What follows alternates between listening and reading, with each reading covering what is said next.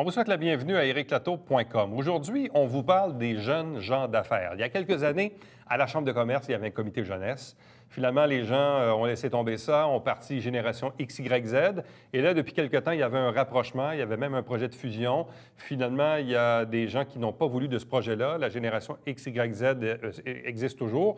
Et de l'autre côté, on vient de créer une aile jeunesse à la Chambre de commerce du Richelieu. Bref, on va tenter de se démêler de toutes ces questions avec le président de l'aile jeunesse, Vincent Stever, mais d'abord, le nouveau président de Génération XYZ, Jérémy Meunier.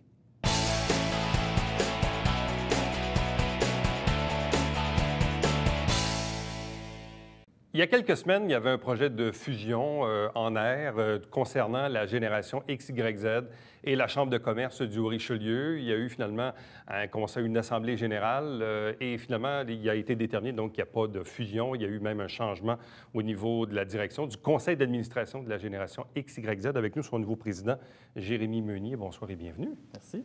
Alors, que s'est-il donc passé? Parce que, vu de l'extérieur, l'impression qu'on a eue, c'est qu'il y a eu une crise existentielle. À la limite, certains diront un putsch, une démission en bloc du CA, l'arrivée d'un nouveau CA, dont vous en êtes le président aujourd'hui. Qu'est-ce qui s'est passé? Bien, en fait, c'est vraiment pas un putsch. Il y a un nouveau CA, il y a un nouveau président. En fait, quand il y a eu la convocation pour l'Assemblée extraordinaire, il y a plusieurs anciens membres, en fait, qui se sont sentis un peu... En fait, ils n'étaient plus membres parce qu'il n'y avait plus aucun membre avec Génération XYZ. Il n'y avait pas eu de renouvellement des memberships depuis au moins un an. Et puis, les anciens ont dit, bien, écoutez, l'organisation s'en va, puis on n'a pas été consultés. Il y avait eu un projet d'entente avec la Chambre de commerce, mais personne on avait vu les grandes lignes, mais sans plus.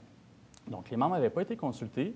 Et puis, on était plusieurs à croire que la Chambre de commerce, on aimerait ça travailler avec eux, mais on préférait rester une organisation indépendante pour pouvoir prendre nos propres décisions, pas avoir de permanence à payer, être capable de faire des activités qui ne sont pas trop chères non plus, qui sont... on s'entend, c'est une organisation pour les jeunes gens d'affaires de la région. Les jeunes gens d'affaires, ils se lancent en affaires, ils n'ont pas beaucoup d'argent. S'ils ont un 100$ à mettre sur quelque chose, ça va être sur de la publicité, ça va être sur leur business, pas sur un membership. Donc, pour nous, c'était essentiel qu'on puisse garder les coûts le plus bas possible pour aller chercher un plus grand nombre de membres, pour que nos activités lèvent, pour avoir aussi avoir du fun. S'il n'y a pas beaucoup de monde, bien, ça ne marche pas non plus. Là. Donc, Mais cette fusion-là se dessinait depuis quelque temps, parce que même si on monte plus loin, là, je me rappelle à une époque où la Chambre de commerce avait un comité jeunesse. Puis là, les gens trouvaient qu'ils étaient noyés à l'intérieur de la Chambre, ils ont démissionné. Et ultimement, il y a eu la création de Génération XYZ, là, qui était hyper dynamique. Vous êtes passé de 40 à 150 membres assez rapidement. Beaucoup d'activités. Et puis là, on a senti après ça un nouveau rapprochement avec la Chambre, avec des partenariats, des activités.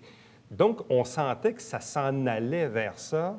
Mais ce que j'en comprends, c'est que certains membres de l'époque ont dit, nous, on ne veut pas aller vers ça, on veut garder notre identité. Exactement. C'est-à-dire que je pense que plusieurs gens, des jeunes gens d'affaires de la région, dont moi, j'en fais partie, des anciens aussi qui avaient démarré Génération XYZ, qui ont réalisé que les membres n'avaient jamais été consultés sur le projet, en fait.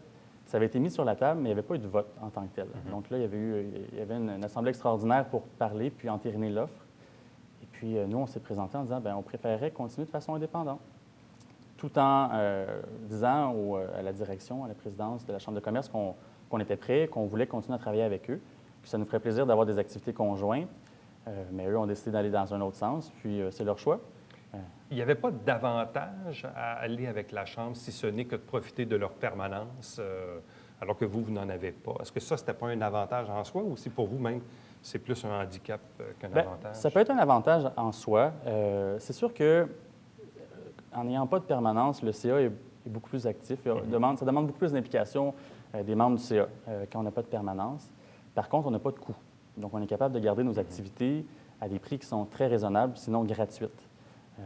Par exemple, notre activité de demain, on a un souper tournant au restaurant Steak Frites. C'est 45 $, mais ça inclut le membership annuel jusqu'au 1er septembre 2016.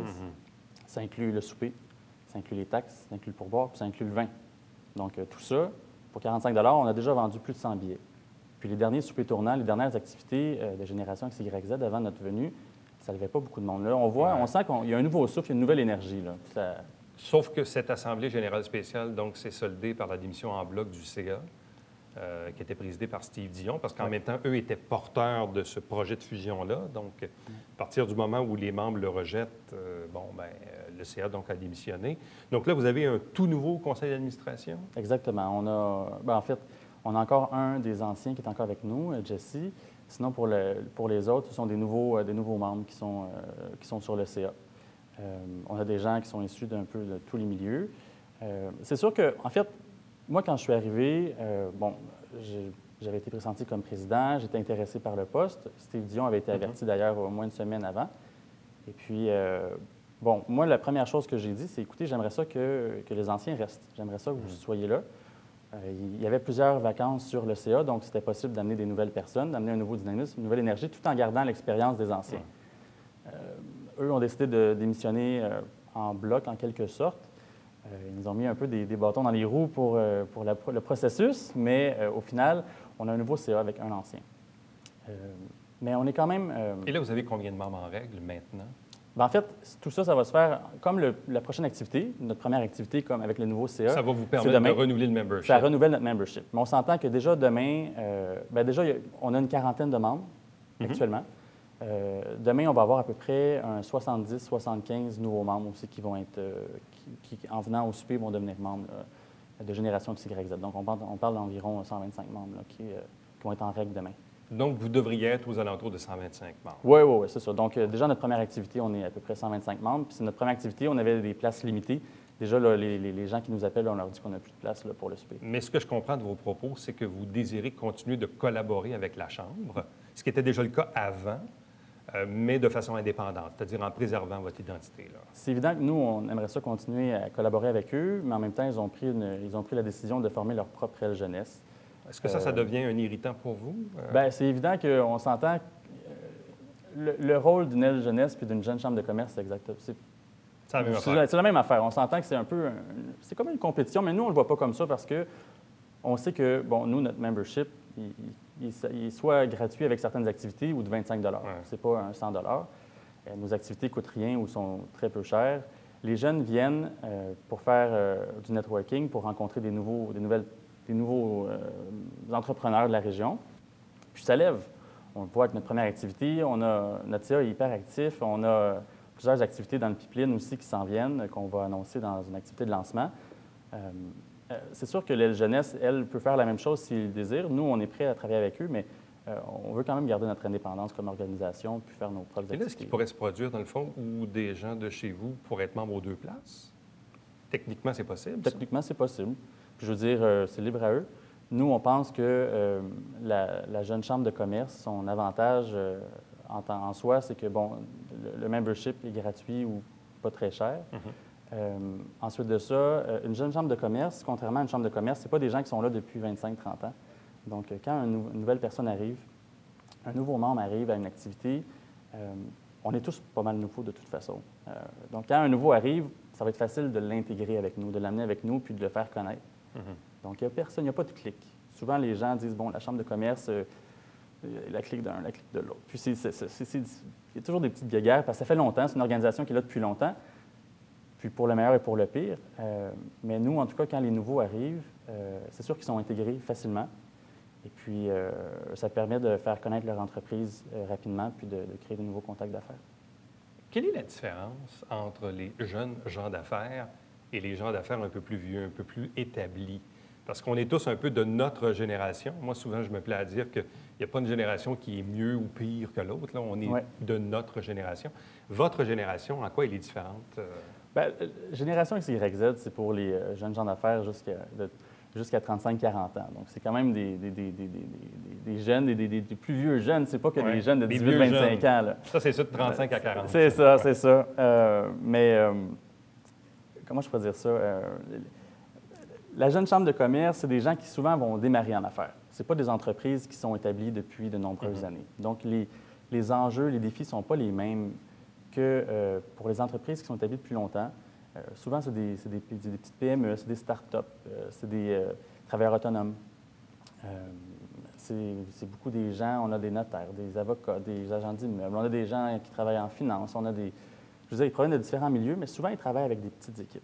Donc, ce n'est pas des très grandes entreprises établies. Ça peut être la même chose à la chambre de commerce, Mais c'est sûr que les jeunes vont avoir plus de facilité à travailler avec les jeunes. On ne se le cachera pas. Puis ça va être plus naturel aussi de le faire. Bon. Et vous-même, vous êtes dans quel domaine? Moi, je suis agriculteur. Donc, je suis ferme Michel Meunier. On est établi dans la région depuis plusieurs générations. Donc, ma famille et moi, on fait le maïs sucré. On a des kiosques là, à Saint-Jean-Iberville, place du marché ici aussi. Dans la famille, on a des érablières, on fait le déneigement. Donc, on est quand même assez établi dans la région depuis plusieurs générations. Mes grands-parents, mes parents, mes grands-parents, mes arrière-grands-parents étaient là.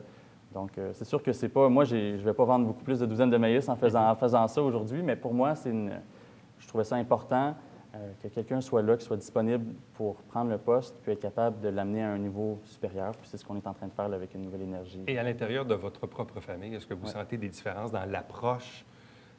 Être un agriculteur dans la jeune vingtaine ou jeune trentaine versus, je ne sais pas moi, les parents, les grands-parents, le regard sur le développement des affaires est probablement différent. C'est différent, mais en même temps, dans les entreprises familiales, les valeurs familiales sont très, très importantes, très fortes. Je pense que peut-être que les façons de faire sont différentes. Les jeunes d'aujourd'hui vont utiliser un peu plus les nouvelles technologies, vont travailler vont peut-être pas toujours utiliser les mêmes méthodes avec les employés. Mais overall, en général, je pense que ce qui fait la force d'une entreprise familiale aussi, c'est d'être capable de maintenir ses valeurs, de maintenir aussi sa rigueur. Puis ça, je pense que... Et les entreprises sont plus complexes. Même aujourd'hui, les gens ont probablement davantage de diplômes pour faire face aux défis d'aujourd'hui.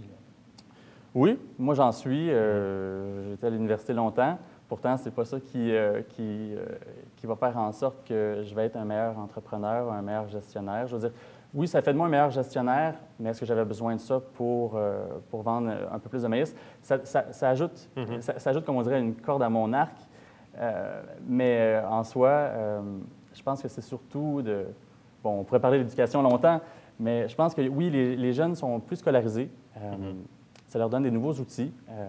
Est-ce que c'est pratique tout de suite? Peut-être pas, mais je pense qu'à long terme, ça nous permet de peut-être mieux nous développer aussi. Donc, la génération XYZ qui est toujours bien en vie, donc nouvelles activités, programmation à venir, dévoilement éventuel. Absolument. Nouveau conseil d'administration, nouveau président, Jérémy Meunier. Merci beaucoup. Merci beaucoup. Merci. Restez avec nous, puisqu'au retour, on va continuer un peu sur le même sujet, cette fois avec le nouveau président de la nouvelle aile jeunesse de la Chambre de commerce, Vincent Stever.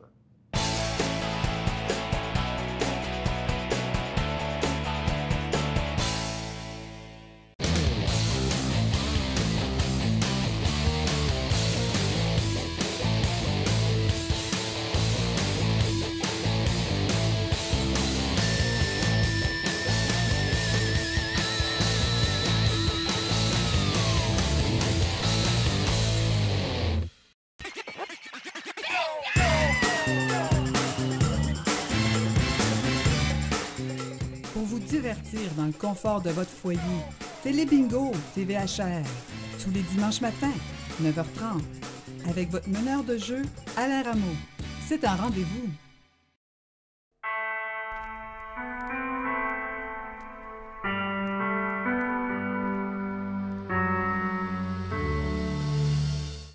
Coulisses Bêta, version 3.0, jeudi, 19h.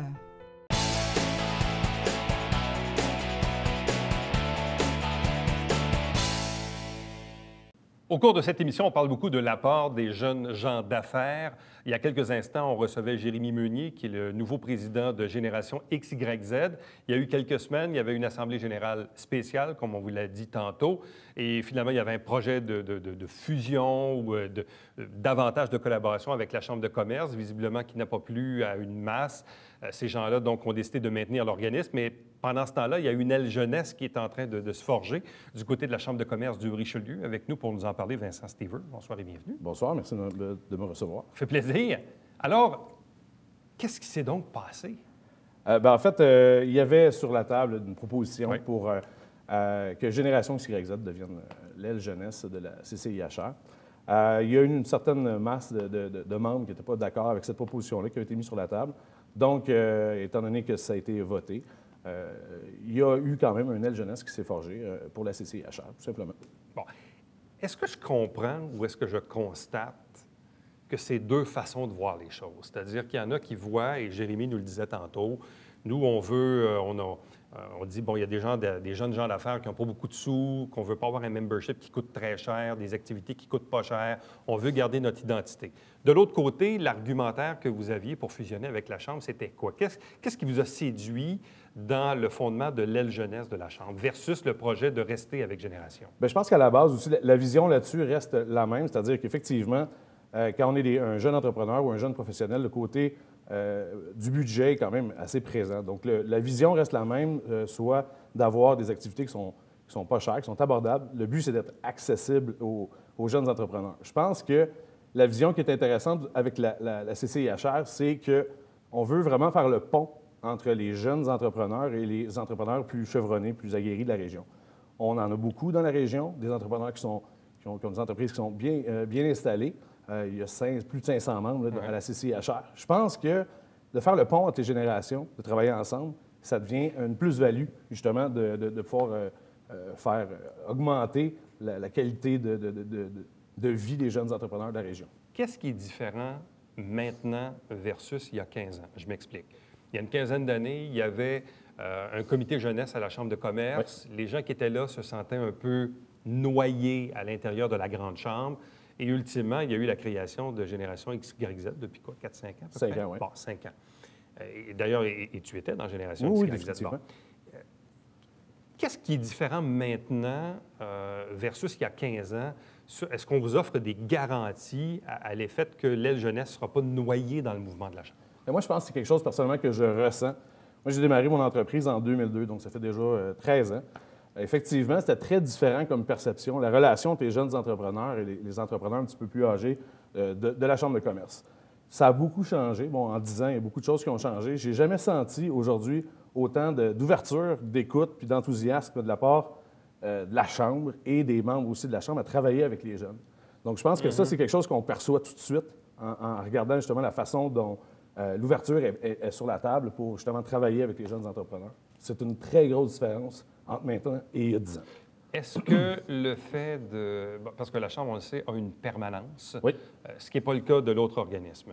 Est-ce que pour vous, ça, c'est attrayant de pouvoir bénéficier de cette permanence-là? Définitivement. J'ai remarqué en travaillant dans des organismes à but non lucratif que la présence sur le terrain puis le manpower, dans le fond, devient très important pour mener à terme des projets, mettre en place des activités.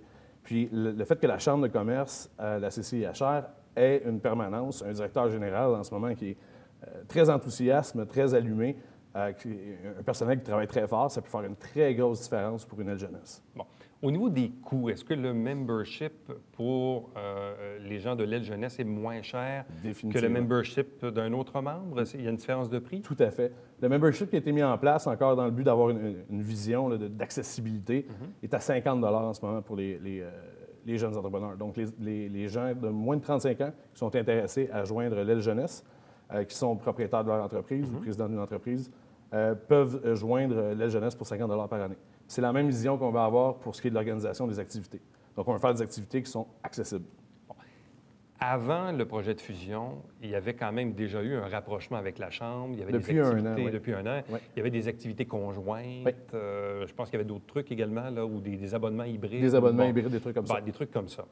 Là, maintenant qu'on connaît le topo, est-ce qu'il n'y a pas un danger, un risque de diluer les forces du milieu? C'est-à-dire qu'il y a des jeunes gens d'affaires qui, eux, préfèrent garder leur appartenance à la génération XYZ, ou d'autres, comme vous, qui décident plutôt d'aller vers l'aile jeunesse de la Chambre de commerce. Est-ce qu'il n'y a pas un danger de diviser un peu les forces vives du milieu? Bien, moi, je pense qu'il n'y a pas un choix à faire en tant que tel, à se ranger d'un côté ou de l'autre.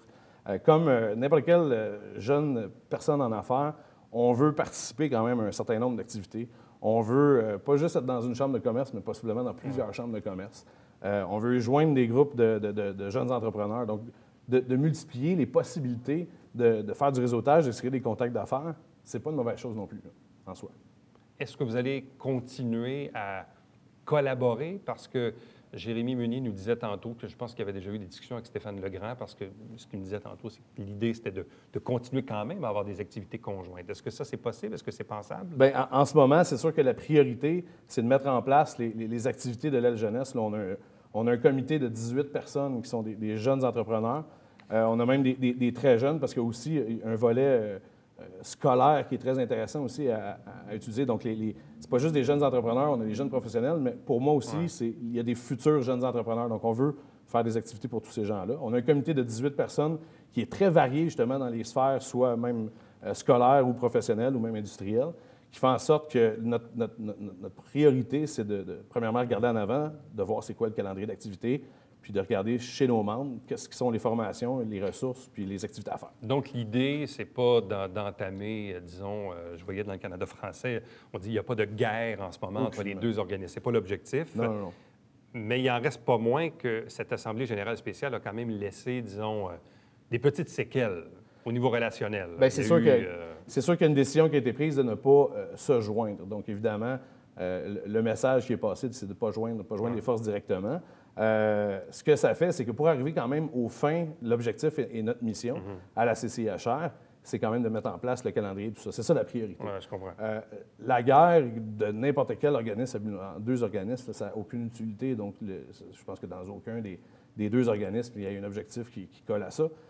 Donc, à ce moment-là, on ne parle aucunement de chicane ou quoi que ce soit. C'est vraiment deux organismes qui vont aider les jeunes entrepreneurs et les jeunes professionnels de la région. Là. De quoi les jeunes gens d'affaires ont-ils besoin? Bien, en fait, je pense qu'on a besoin de beaucoup de choses. La première chose, évidemment, c'est de pouvoir créer un réseau de contacts et de t'accompagner là-dedans. Quand on est un organisme à but non lucratif qui aide les jeunes entrepreneurs et qui est composé uniquement de jeunes entrepreneurs, on se trouve à faire du réseautage entre nous. On a besoin, je pense, quand on a 25 ans, 30 ans ou 22 ans, puis on démarre notre entreprise, de se faire accompagner puis de se faire présenter à des gens avec qui on peut faire des affaires qui sont peut-être des potentiels plus sérieux, plus intéressants pour notre entreprise. Donc ça, on a besoin de ça. On a aussi besoin de profiter de l'expertise, du savoir des gens d'affaires qui sont plus aguerris. Ça, c'est une chose. On a besoin de ressources aussi, puis on a besoin de formation, c'est sûr et certain. Donc, d'avoir des gens qui vont venir nous former dans certains, que ce soit au niveau fiscal, que ce soit à la comptabilité, gestion des ressources humaines. Quand on est un jeune entrepreneur, tout est nouveau, puis on porte beaucoup de chapeaux. Donc, ces chapeaux-là, on n'a pas étudié dans chacune des sphères dans lesquelles on doit exceller, qu'on doit gérer. Donc, c'est d'avoir des formations qui vont être adaptées pour les jeunes entrepreneurs. Qu'est-ce que vous voulez mettre sur pied comme activité pour l'aile jeunesse? Bien, pour l'aile jeunesse, en partant, c'est sûr qu'on veut faire des activités de réseautage. On va faire des activités un petit peu de mentorat, dans le sens où les activités vont mêler, vont mixer des jeunes entrepreneurs avec des entrepreneurs plus âgés. Et évidemment, créer des déjeuners, dîners, formations qui vont être intéressants pour les jeunes entrepreneurs. On veut aller sonder le terrain aussi pour aller voir, justement, ils ont besoin de quoi. Donc, on veut que nos membres s'expriment puis qu'ils nous disent exactement ce qu'ils ressentent le besoin. Donc, ça fait partie des activités qu'on veut faire. Évidemment, des conférences. On va aller chercher des conférenciers qui sont très intéressant pour les jeunes entrepreneurs. Bon. Mais dans un cas comme dans l'autre, même à la limite, quelqu'un pourrait être membre aux deux places, là. Définitivement. Oui, tout à fait. Donc, un n'empêche pas l'autre. Un n'empêche pas l'autre. Comme dans tout autre club d'affaires ou organisation. Là. Et pour les membres de l'aile jeunesse, en quoi et de quelle façon pouvez-vous participer aux activités de la Chambre en tant que telle? Et non pas les activités de l'aile jeunesse, mais les activités de la Chambre. Bien évidemment, c'est sûr qu'on encourage fortement les membres de l'aile jeunesse à participer aux activités de la Chambre. Et il y a des taux réduits, évidemment, pour que ce soit plus accessible pour les jeunes. Donc, il y a des taux particuliers pour les activités de la Chambre auxquels les membres de l'aile jeunesse vont pouvoir profiter. La Chambre de commerce, aux dernières nouvelles, c'était quoi, 500 membres ou à peu près? Un petit peu au-dessus de 500 membres. En haut de 500. Là, uniquement, il y en a combien là-dessus qui ont moins de 35 ans? Est-ce qu'on le sait? En bas de 35 ans, on parle d'à peu près d'une cinquantaine, soixantaine de membres. Et il faut quand même compter, pour nous, là, dans l'aile jeunesse, on veut aussi prendre des jeunes professionnels qui œuvrent ou qui travaillent, là, que leur carrière est chez un de nos membres, donc plus âgés. Donc, ce que ça veut dire, c'est qu'on veut pour encourager la relève d'affaires, en fait, d'avoir des entreprises comme, que ce soit Tremcar, que ce soit chez M. Pasquale, donc qu'on ait des gens qui soient dans leur rang de 35 ans et moins, qui participent aux activités. Donc, étant donné que l'entreprise est membre, qui puissent nous envoyer des jeunes cadres ou des jeunes professionnels à participer aux activités. C'est quoi le défi auquel est confronté maintenant quelqu'un qui se démarre en affaires? Parce que le monde change. Je fais juste regarder même sur le territoire de la Rive-Sud de Montréal. Puis dans une autre émission, on discutait avec des courtiers immobiliers. Puis on voit que les mentalités changent, les barrières tombent. Même le principe de l'achat local n'est plus le même aujourd'hui. Oui. Les gens vont à Candiac, à Brossard et à Longueuil, puis pour eux, c'est tout pareil, là. Donc, comment on fait aujourd'hui pour vraiment se sortir du lot, puis faire sa pied de commerce électronique aussi? Puis, bon, évidemment, tu es dans le domaine, tu connais ça un peu. Tu sais, aujourd'hui, on voyait encore aujourd'hui la mise en faillite de Bikini Village. Et ça, c'est un exemple. Aujourd'hui, les gens achètent probablement des bikinis en ligne. Donc, comment les jeunes entrepreneurs que vous êtes vont transformer l'économie afin de garder une économie qui va être forte? Bien, je pense que, comme dans n'importe quoi, l'important, c'est de se démarquer, mais de trouver aussi ce qu'on fait de mieux que les autres, puis de travailler là-dessus. Donc, si on est en mesure, quand on fait un plan d'affaires, de vraiment cibler c'est quoi la différence entre moi et les gens autour, c'est possible de miser là-dessus. Puis maintenant, justement, avec tout ce qui est commerce électronique... La compétition n'est pas juste l'autre bord de la rue, elle est partout. Elle est partout. Je pense que c'est important d'avoir un bon plan d'affaires, d'avoir un bon plan marketing aussi, de savoir comment on fait pour exprimer ce qu'on fait de mieux que les autres. Je pense qu'il y a un gros accent sur le service aussi maintenant.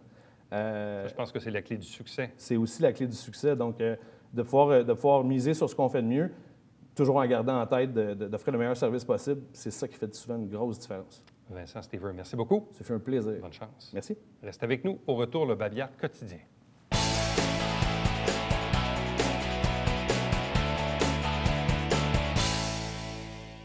On vous les a présentés la semaine dernière en entrevue, ces gens qui ont formé un comité de sauvegarde pour l'Église patrimoniale de l'Acadie. Donc, si vous avez de l'intérêt, vous avez le numéro de téléphone qui est affiché à l'écran en ce moment. À chaque semaine, on vous présente des extraits du Conseil de ville via l'émission Saint-Jean-sur-Richelieu. Vous avez la grille horaire aussi.